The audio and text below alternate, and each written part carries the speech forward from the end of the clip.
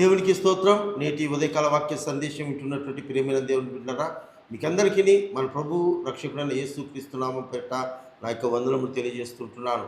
నేటి ఈ దినపు ఉదయకాల వాక్యమును మనం చదువుకుందాం.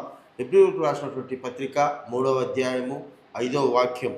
మోసే పరిచారకుడై ఉండి దేవుని ఇల్లంతటిలో నమ్మకముగా ఉండెను.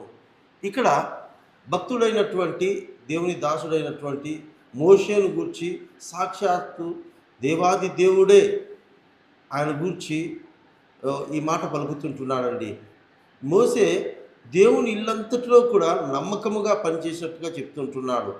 దేవుని ఇల్లు ఇజ్రాయేల్ ప్రజలు, వారిని ఐగుప్తు నుంచి మోసేను పరిచారకుడుగా దేవుడు ఏర్పరచుకున్న నాటి నుండి కూడా వారిని ఐగుప్తు నుంచి విడిపించటంలోను అరణ్యంలో నడిపించటంలోను దేవుడు చెప్పిన ప్రతి పనిలో కూడా మోసే నమ్మకముగా పనిచేశాడండి. అందుకే దేవుడు మోసే నా ఇల్లంతటిలో కూడా నమ్మకంగా పనిచేసిన వాడుగా చెప్తుంటున్నాడండి. అయితే మన జీవితాల్లో కూడా గమనించినట్లయితే మన ఇంటిలో మన పనిచేస్తున్నటువంటి స్థలాలలో, ఉద్యోగాలలో, చదువులలో, సంఘములో,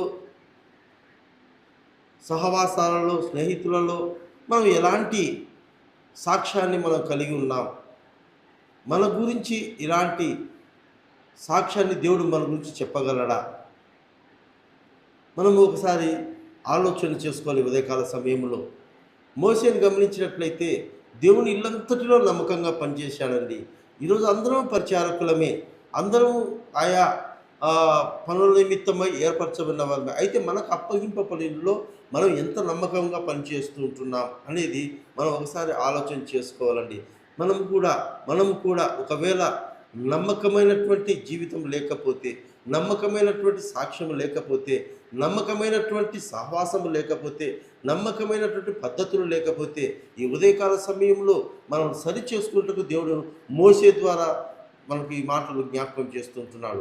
ఈ ఉదయకాల సమయంలో నూతన దినము నువ్వు ప్రారంభించబోతున్న నీవు నిన్నటి దినం వరకు నువ్వు ఒకవేళ అపనమ్మకంగా జీవించినట్లయితే, నిన్నటి దినం వరకు నువ్వు లోకానుసారంగా జీవించి నువ్వు అపనమ్మకంగా నీ జీవితం ఉన్నట్లయితే ఈ ఉదయకాలము ఒక క్రొత్తగా మొదలు పెట్టాలని దేవుడు తెలియజేస్తుంటున్నాడు.